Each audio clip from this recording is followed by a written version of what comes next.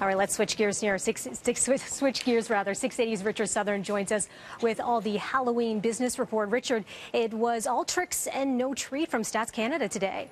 Yeah, Melissa, a bit of a fright when it comes to the economy. It actually shrank in the month of August, and that was unexpected. GDP fell 0.1% in the month of August. It was the first economic contraction here in Canada since October of 2016.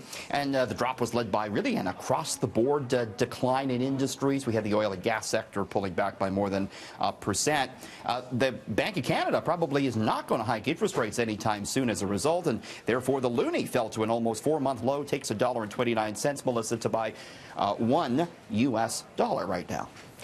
Maybe all the little ghosts and goblins can get things back on track, because Halloween, it's a big day for the economy, and you're looking at Halloween numbers. Yeah, Halloween by the numbers. We've got to start with candy, I think, right? What's Absolutely. Halloween with exactly. October is actually the second biggest month for candy sales in Canada. We spent about $400 million on candy last October. It is second, though, to December, when $480 million is spent.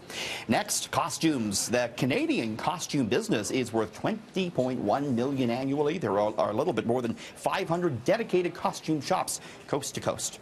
Pumpkins, 2,500 plus pumpkin patches in Canada, and the pumpkin business worth $25.9 million annually. According to Stats Canada, there are just over 3.8 million children of prime trick-or-treating age.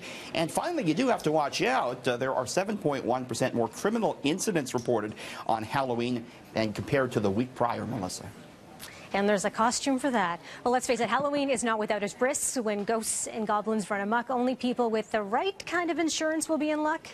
Yeah, it turns out some insurance will actually cover some of the pranks you might see tonight, like your car getting egged. If there's any sort of serious damage involved, the comprehensive car insurance will cover it. Your house getting toilet papered, yes, your homeowner's insurance will generally cover that, though it needs to be documented by an adjuster. Jack-o'-lantern starts a fire. Fires are actually more common on Halloween than the rest of the year, so do pay attention. Fire damage, of course, will be covered in your homeowner's insurance. Finally, your yard decorations get stolen, Melissa. Yes, homeowner's insurance will cover it, though you're going to want to hang on to your receipts for those lawn decorations. Tonight is a great night to get a scary movie, too. You're looking at the highest grossing horror films of all time. Yeah, what's on the list here? What's made the most money?